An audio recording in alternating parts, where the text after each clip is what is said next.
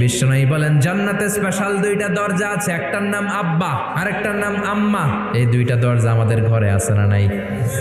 এক সাহাবী বলল, নবী আইয়ুল আমালি আফদাল, এই পৃথিবীর বুকে সবচাইতে সেরা আমল কোনটা? বিষ্ণু বললেন তিনটা। এক নম্বরে আসসালাতু ফি ওয়াক্তিহা, সময় মতো নামাজ, আজান হওয়ার সাথে সাথে নামাজ পড়বা, এর চেয়ে ভালো কাজ আর নাই, ঠিক কি না? দুই নম্বরে বিররুল ওয়ালিদাইন, মাতা পিতার খেদমত করা। তিন নম্বরে আল জিহাদু ফি সাবিলিল্লাহ, আল্লাহর রাস্তায় জিহাদ করা। আরেক বর্ণনায় বিষ্ণু বললেন মা বাবার খেদমত করা জিহাদের চেয়ে বেশি দামি। এক সাহাবী বললেন, ইয়া রাসূলুল্লাহ আস্তাযিনুকাল জিহাদ, আমি জিহাদে যাওয়ার অনুমতি চাই। বিশ্বনবী বললেন, বাবা কেউ বেঁচে আছে নাকি? সাহাবী বললেন, আছে।